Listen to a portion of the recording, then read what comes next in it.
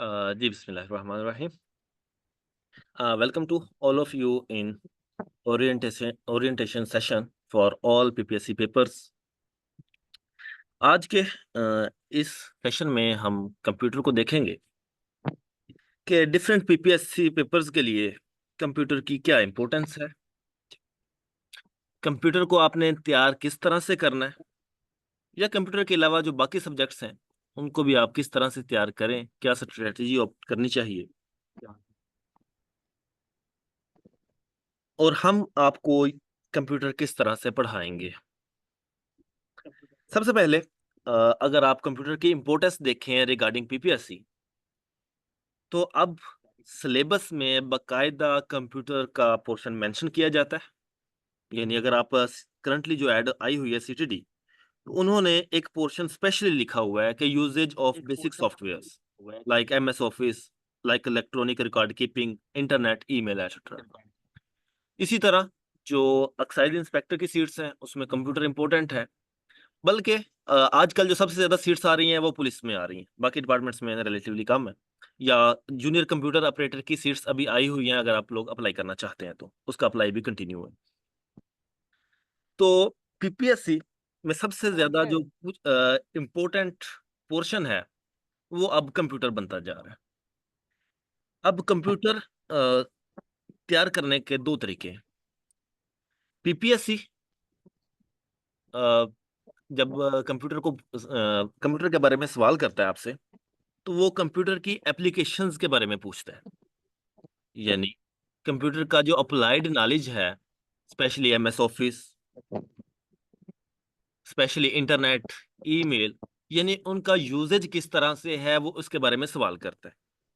जबकि जो एफपीएससी है, वो अभी तक जो एफपीएससी के जनरल पेपर्स हैं, वो थोड़ा-सा क्रैमिंग पे यकीन रखता है। पीपीएससी में जो क्रैमिंग वाला सीन है वो तकरीबन खत्म होने के करीब है। यानी ना होने के बराबर आपसे क्रैमिंग के सवालात होते हैं। अगर हम थोड़ा-सा जो प्रीवियस पेपर्स हैं पीपीएससी के, उनको देखें, तो हमें पता चलता है कि अगर सब इंस्पेक्टर पंजाब पुलिस का पेपर देखें, तो उसमें 40% तक कंप्यूटर पूछा जाता है। अगर तहसीलदार का पेपर देखें, तो उसमें 30% कंप्यूटर आया हुआ है। अगर हम जूनियर कंप्यूटर ऑपरेटर की जो अभी सीट्स आई हुई हैं, उसमें 80% कंप्यूटर है, और उसके लिए आपको चाहिए क्या? अ, जस्ट इंटरमीडिएट, यानी आप सब लोग जिनकी अभी डिग्री कंटिन्यू भी है, वो सारे कंप्यूटर ऑपरेटर की सीट के लिए एलिजिबल हैं। उसके बाद इसी तरह जो बाकी सीट्स में जो लाइक अभी सीटीडी है, इसमें तकरीबन कम से कम 20 एमसीक्यूज आपके कंप्यूटर से मुतल्लिक होंगे। अब कंप्यूटर में नेक्स्ट कौन-सा टॉपिक या कौन-सी चीज़ें इम्पोर्टेंट है? मैंने आपको बताया कि एफपीएससी में ऐसी बातें पूछी जाती हैं स्टिल, कि जो याद करने से ताल्लुक रखती हैं। अब याद करने से ताल्लुक रखने वाली बातें कौन-सी हैं? जिस तरह आपसे वो पूछ लेते हैं एमएस वर्ड का, कि इसमें मिनिमम फ़ॉन्ट साइज़ क्या है? 8। मैक्सिमम फ़ॉन्ट साइज़ क्या है? 72। या स्टैंडर्ड फ़ॉन्ट साइज़ क्या है? या जो बाय डिफ़ॉल्ट आपका फ़ॉन्ट स्टाइल क्या है? या फिर जब आप यूज़ करेंगे, तो किस में यानी कौन-सा जो स्टाइल है आप ऑप्ट करेंगे, या जो स्टैंडर्ड फ़ॉन्ट स्टाइल है वो क्या है? तो एफपीएससी में इस किस्म के सवालात पूछे जाते हैं। जबकि अगर आप पीपीएससी को देखें, पीपीएससी में अप्लाइड नॉलेज है, और अगर जो सीटीडी वाले बच्चे हैं या इस्लामाबाद पुलिस वाले बच्चे हैं, कि उन्होंने सिलेबस में ही आपको ये लिख के दिया है कि यूजेज ऑफ बेसिक सॉफ्टवेयर्स, यानी उनका फोकस क्या है? यूजेज पे। तो इसमें हम अगर प्रीवियस पेपर्स को एनालाइज करें कंप्यूटर के, यानी जो मैंने आपको बताया कि सब इंस्पेक्टर में, तहसीलदार में, बाकियों में 40%, 30% या 80% तक आता है। तो उसमें जो सबसे ज़्यादा सवालात आपसे पूछे जाते हैं, वो एमएस ऑफिस के बारे में किए जाते हैं। यानी सब इंस्पेक्टर का जो 40% सिलेबस था, उसमें 24 एमसीक्यूज़ उन्होंने एमएस ऑफिस में से दिए हुए थे। तो यानी आपको पता चला कि सबसे जो इम्पोर्टेंट पोर्शन है, वो एमएस ऑफिस है आपका। तकरीबन 60 टू 70% जो आपका कंप्यूटर के सवालात होते हैं, वो एमएस ऑफिस के बारे में होते हैं। उसके बाद नेक्स्ट जो इम्पोर्टेंट है वो है इंटरनेट। तकरीबन आपका 20% के राउंड अबाउट जो क्वेश्चंस है वो इंटरनेट के बारे में होते हैं। देन फिर आपका ईमेल है आपके पास, फिर विंडोज है, या फिर ई कॉमर्स आ गया, या फिर फंडामेंटल्स आ गए। तो ये कुछ उसका ब्रेकडाउन हो गया कि आपको पता चले कि आपके लिए क्या चीज़ ज़्यादा इम्पोर्टेंट है। या अगर हम इसे थोड़ा-सा मज़ीद ब्रेकडाउन करना चाहें, कंप्यूटर को तैयार करने के लिए, तो सबसे पहले जो आपने चीज़ तैयार करनी होती है, वो होती है फंडामेंटल्स। अच्छा, इसमें मैं आपको ना कंप्यूटर तैयार करने के दोनों तरीके बताऊँगा। अगर तो आप सेशन ले रहे हैं, तो फिर तो आपके लिए मसला नहीं है।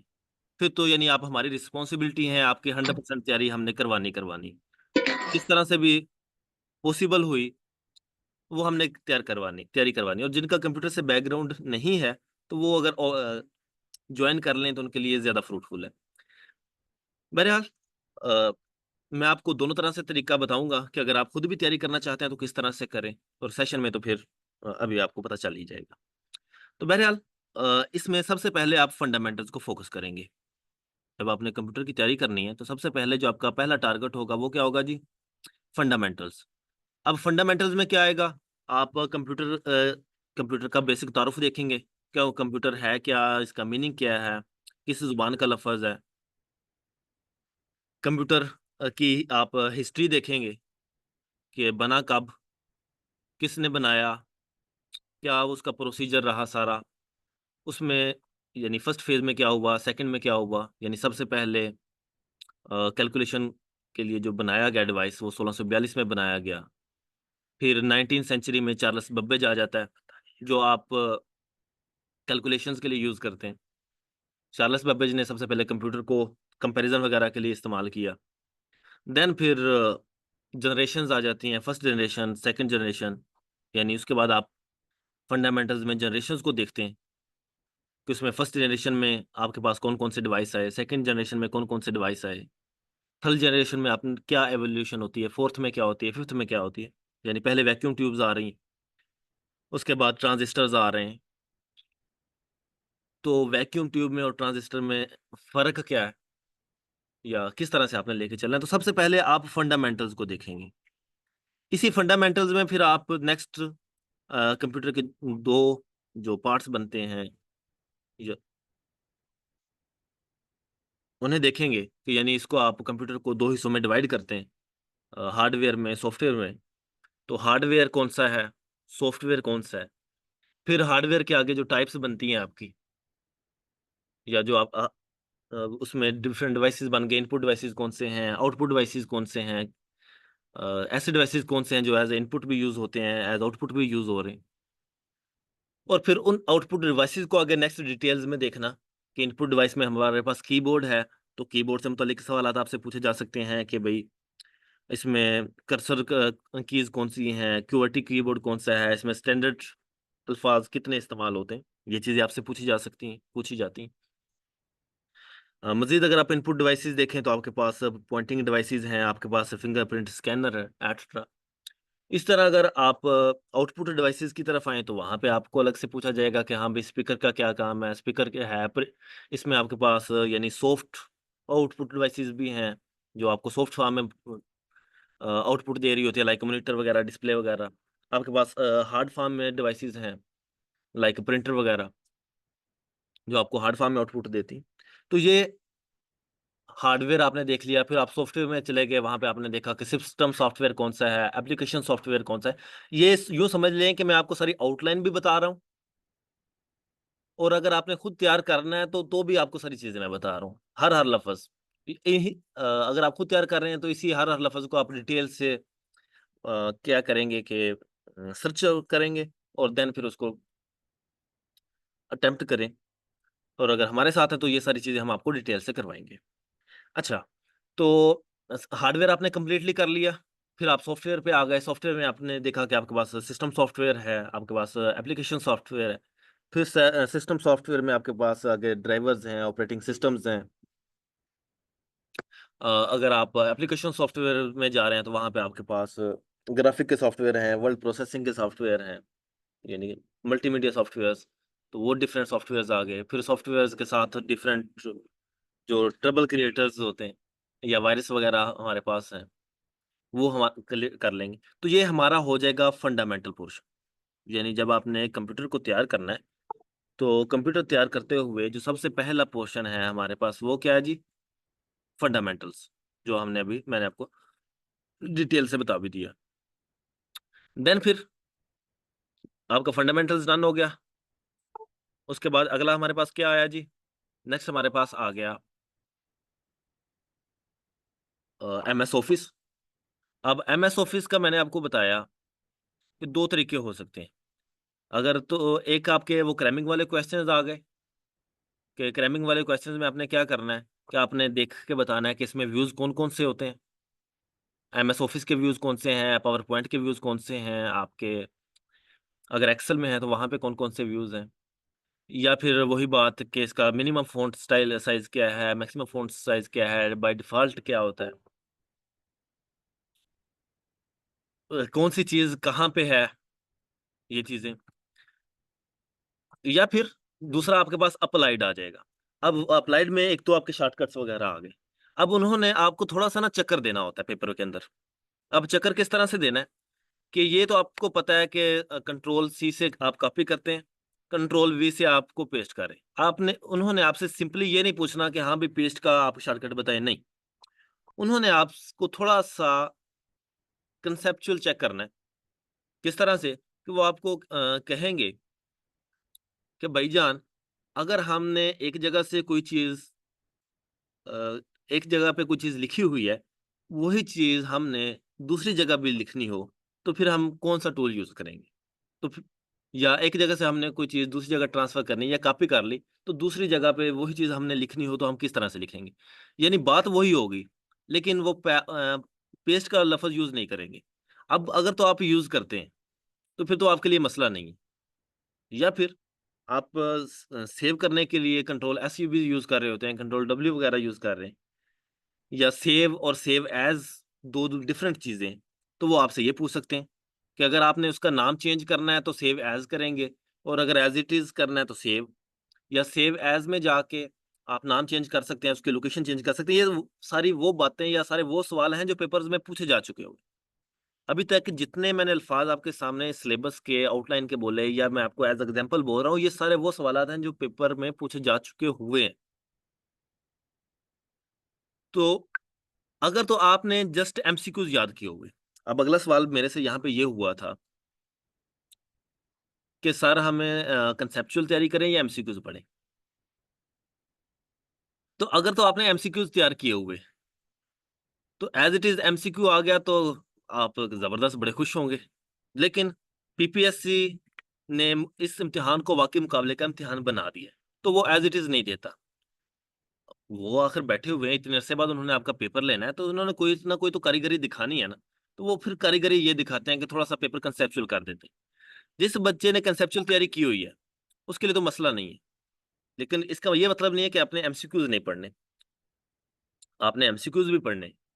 यानी तैयारी का तरीका, बाकी जो आउटलाइन है वो मैं बताता हूँ। पहले थोड़ा-सा मैं आपको इससे ना तरीका डिस्कस कर लूँ कि किस तरह से आप तैयारी कर सकते हैं। अगर तो आपने खुद तैयारी करनी है, मैंने कंप्यूटर को ज़िंदगी में कभी नहीं था पढ़ा, और फिर मैंने कंप्यूटर पढ़ाया। तो मैंने क्या किया कि मैंने 6th क्लास की कंप्यूटर की बुक ली, उसको सारा पढ़ा। फिर 7 क्लास की बुक को पढ़ा, फिर 8 को, फिर 9th को, फिर 10th, फिर FSC की बुक्स को देखा, फिर मैंने BS का कंप्यूटर देखा। जब मैंने ये इसने मुझे तकरीबन 15 दिन मेरे लिए, 15 दिन मैंने कंप्लीटली सिर्फ़ कंप्यूटर को दिए कि हर किताब डिटेल से पढ़ी। जब मैंने छठी की किताब पढ़ी, फिर मुझे 7वीं की मुश्किल नहीं लग रही थी। जब मैंने 7वीं की पढ़ी, फिर मुझे 8वीं की मुश्किल नहीं लग रही। इस तरह से मेरा वो पोर्शन कंप्लीट हुआ। उसके बाद मैंने फिर MCQs पे चला गया। फिर मैंने डिफरेंट वेबसाइट्स से, डिफरेंट सोर्सेज़ से, जहाँ से मुझे कंप्यूटर से रिलेटेड MCQs मिले, वो मैंने सारे अटेम्प्ट किए। उसका फ़ायदा ये हुआ कि मेरा बेसिक कांसेप्ट भी सारा क्लियर हो गया था और मैंने MCQs भी कवर कर लिए हुए। तो जिस बच्चे ने जिस मर्ज़ी सब्जेक्ट की तैयारी करनी है, तो यही रूल है कि पहले उस सब्जेक्ट को डिटेल से पढ़ लें। लाज़मी नहीं है कि आप सारी टेक्स्ट बुक से पढ़ें। आपके पास अभी इतना टाइम है भी नहीं। आपने बहरहाल उस टॉपिक को या उस सब्जेक्ट को डिटेल से पढ़ना है और उसको टॉपिक्स में डिवाइड करके पढ़ना है। जिस तरह मैंने आपको फंडामेंटल्स को आगे टॉपिक्स में तोड़ के बताया कि आपने हिस्ट्री अलग से पढ़नी है, आपने जनरेशंस अलग से पढ़नी। आपने जब हार्डवेयर अलग से पढ़ा, फिर हार्डवेयर को मज़ीद तोड़ा आपने, इनपुट डिवाइसेज़ में, आउटपुट डिवाइसेज़ में, फिर उसको हर एक को मज़ीद आगे कीबोर्ड को अलग से पढ़ा, माउस को अलग से पढ़ा, अदर पॉइंटिंग डिवाइसेज़ को अलग से पढ़ा, सॉफ्टवेयर को अलग से पढ़ा, उसमें एप्लीकेशन को, सिस्टम को अलग-अलग से पढ़ा।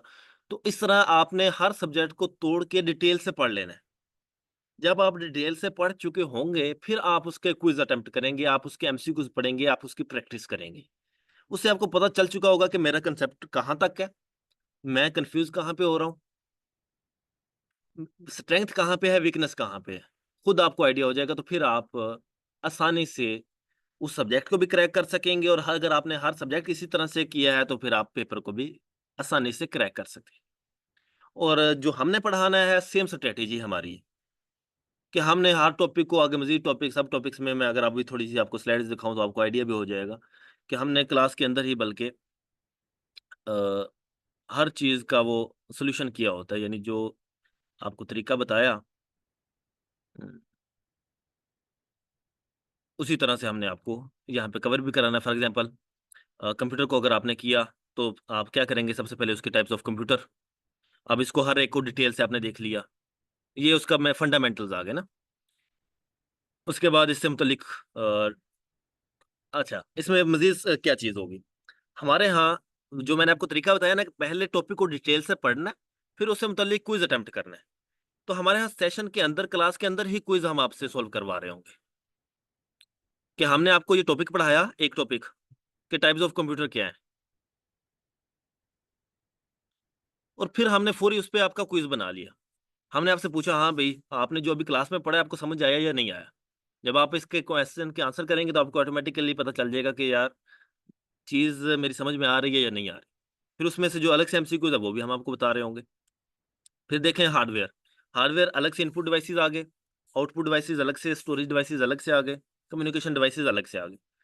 फिर इनमें से हर एक को अलग से देखना है, यानी फॉर एग्ज़ाम्पल कंप्यूटर है, ये उसको हमने अलग से देख लिया। इसमें कीज़ हैं, QWERTY है, क्या-क्या है, फंक्शन कीज़ कौन-सी हैं, एटसेट्रा। टाइप्स ऑफ मॉनिटर, ये अलग से एक अब आ गया, हर चीज़ हमने देख ली। तो यही तरीकाकार आपने अडॉप्ट करना होता है अपनी तैयारी के अंदर कि उसको जितना मज़ीद तोड़ सकें, उतनी ही आपकी तैयारी जो होती है, वो फूल प्रूफ होती चली जाती है। ठीक हो गया? फंडामेंटल्स हमने डन कर लिए, उसके बाद एमएस ऑफ़िस आ गया। एमएस ऑफ़िस का मैंने आपको बताया कि उसमें एक तो आपसे वो पूछ लेते हैं ये जो आपके पेज के बारे में, आपके शॉर्टकट्स के बारे में, वहाँ पे जो टर्मिनोलॉजीज़ यूज़ हो रही हैं वो।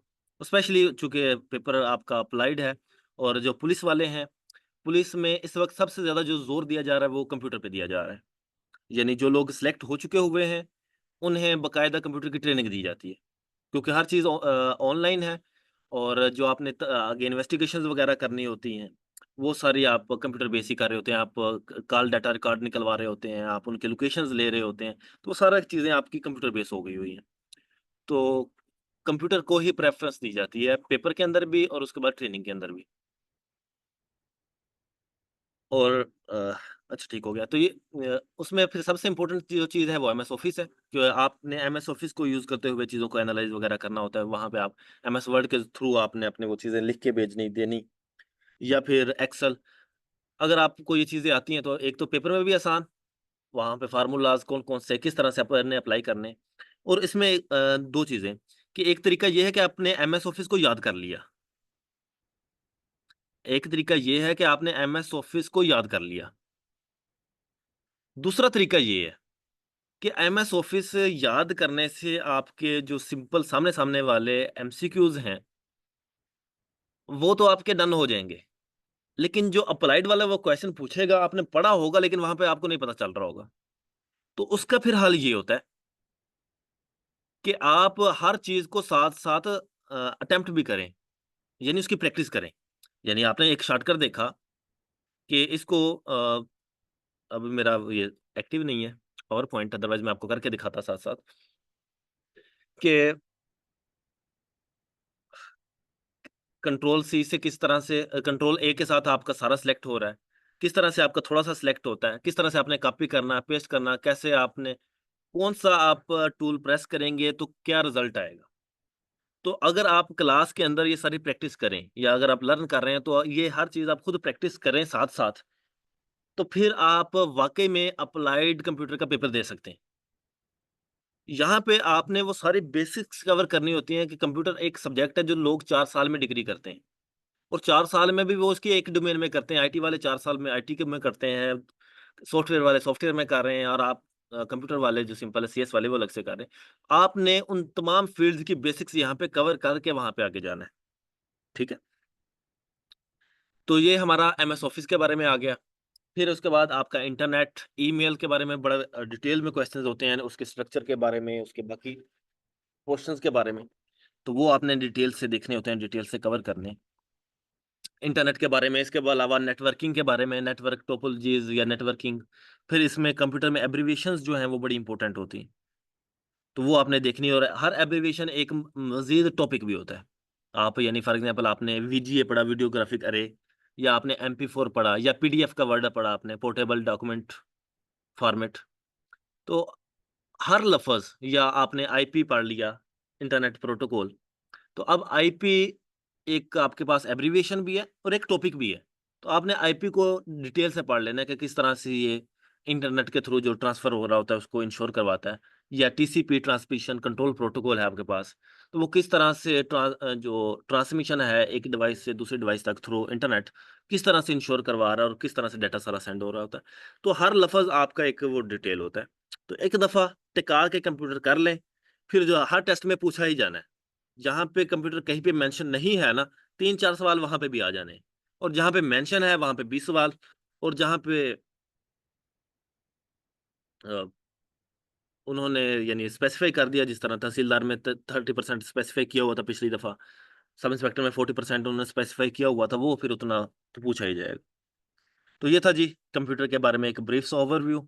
यहाँ तक किसी का कोई कन्फ्यूजन हो, कोई सवाल हो तो आप पूछ सकते हैं। जी, जल्दी से बल्कि अगर चैट बॉक्स में पूछ लें तो ज़्यादा बेहतर है कि कंप्यूटर क्या तैयारी किस तरह से करनी है, ये मैंने आपको डिटेल से बता दिया। अब थोड़ा-सा हम पढ़ भी लेते हैं इसके अलावा, लेकिन बहरहाल यहाँ तक अगर कोई सवाल है तो पूछ सकते हैं। अच्छा जी, इसमें जूनियर कंप्यूटर ऑपरेटर की मैं ग्रुप में बिल्कुल शेयर करवा देता हूँ। अच्छा, इसमें बच्चों ने पूछा हुआ है कि वेबसाइट कौन-सी है और बुक्स वगैरह कौन-सी है? तो 2-3 बातें मेरी इसके मुतालिक भी कि पहली बात कि कोई भी बुक आप अपडेटेड नहीं है और कोई भी बुक आपकी 100% तैयारी नहीं करवाती।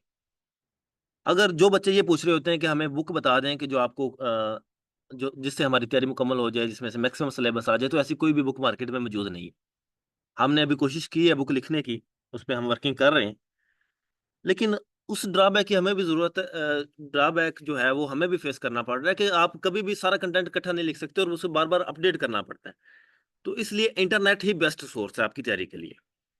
ठीक है? इसलिए बुक्स वगैरह के चक्कर में ना पड़े, मैंने आज तक बुक नहीं ली। एक ये इम्तियाज़ शाह वाली बहुत नाम चल रहा था, मैंने भी ले ली, लेकिन मैंने वो बस खोल ली है, उसके अलावा मैं उसका कुछ नहीं कर सका। बुक्स आपने अगर लेना चाहते हैं, जो बच्चे हार्ड में पढ़ना चाहते हैं, वो पढ़ें, कोई मसला नहीं, लेकिन उस पे डिपेंडेंट नहीं होंगे। उसके अलावा आप अपने इंटरनेट सोर्सेज़ से ज़रूर कंसल्ट करेंगे, बुक अगर आपके पास है, कोई मसला नहीं। और जो पास्ट पेपर्स वगैरह हैं, पास्ट पेपर्स से पीपीएससी के सवाल अब नहीं आते, वो दौर खत्म हो चुका है। हाँ, जो पास्ट पेपर्स आपने पढ़ने हैं, उसे आप एज़ अ प्रैक्टिस पढ़ें कि आपने टॉपिक कर लिया, जिस तरह मैंने आपको बताया कि आपने क्विज़ किया अटेम्प्ट, तो आप क्विज़ अटेम्प्ट करने के लिए आप पास्ट पेपर्स को यूज़ करें।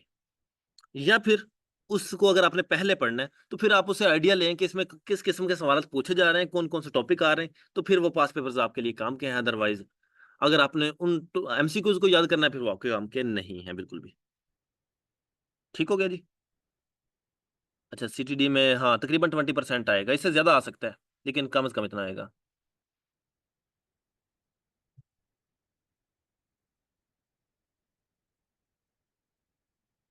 सब सब्जेक्ट कैसे डिटेल में बता दें? बच्चे आज चूँकि हमारा कंप्यूटर पे था, तो इसलिए मैं कंप्यूटर पे बता रहा हूँ। इंशाअल्लाह बाकी सब्जेक्ट्स का भी हम इस तरह से बताएँगे आपको।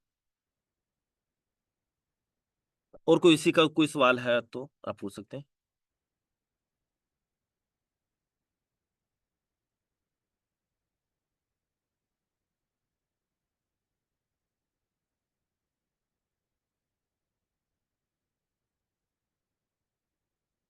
अच्छा, इसमें कि फीमेल के लिए यूनिफॉर्म पहनना जरूरी है। बच्चे, जब आप फोर्स का हिस्सा बन जाते हैं ना, तो फिर ये नहीं होता कि कौन मेल है कौन फीमेल है। जो एक के लिए रूल है सबके लिए वही है।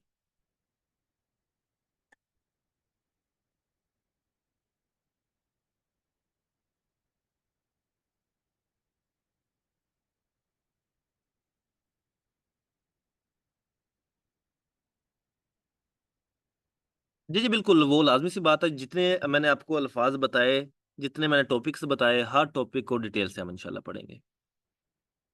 यानी सबसे पहले आप कंप्यूटर को देखेंगे कि कंप्यूटर क्या है, कि कंप्यूटर एक इलेक्ट्रॉनिक डिवाइस है। अच्छा, इसमें मजे की बात कि मैं, अगर हम पढ़ना चाहें तो जितना मर्जी जिस मर्जी सब्जेक्ट पे पढ़ते जाएं, आपने इस तरह से तैयारी करनी होती है कि आप अंधाधुंध भी आपको ना पढ़ना पड़े। यानी अब कंप्यूटर तो बहुत वसी सब्जेक्ट है ना, वो 4 साल में भी कंप्यूटर पूरा नहीं होता, कि उसके मजीद 3 पोर्शन है। तो उसमें आपने काम की चीजें निकाल के पढ़नी है।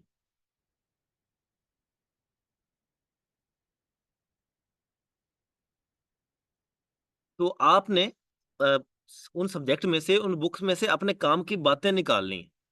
यहाँ पे मैंने जितने अल्फाज आपके सामने लिखे हुए हैं, यानी सबसे पहले हम कंप्यूटर को अगर देखते हैं, कंप्यूटर है क्या?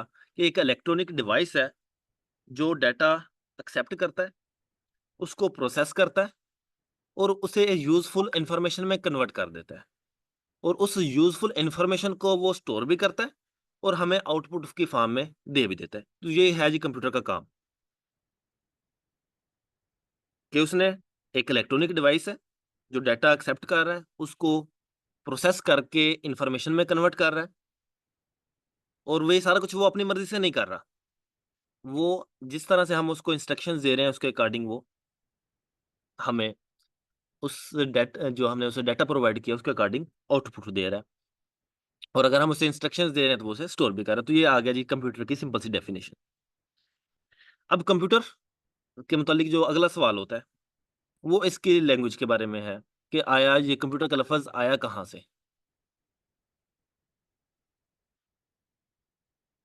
तो कंप्यूटर का लफ्ज बेसिकली कंप्यूट से निकला है, जो लैटिन का लतीनी जुबान का एक लफ्ज है जिसके मायने हैं कैलकुलेट करना।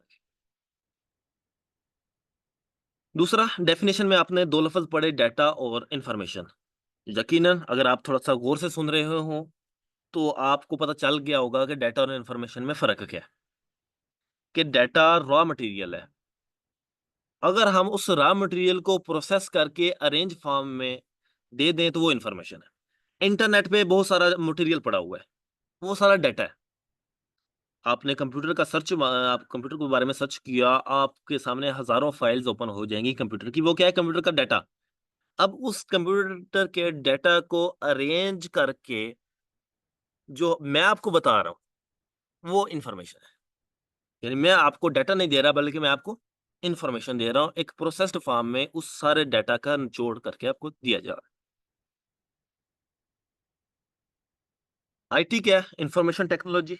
उसी सारे को प्रोसेस करना, स्टोर करना, फिर आगे कम्युनिकेट करना, ट्रांसफर करना, दैट इज इंफॉर्मेशन टेक्नोलॉजी। तो आई थिंक इसे कल डिटेल से हम शुरू करते हैं। अभी बच्चों के काफ़ी ज़्यादा क्वेश्चंस आए हुए हैं, उन्हीं को डील करते हैं।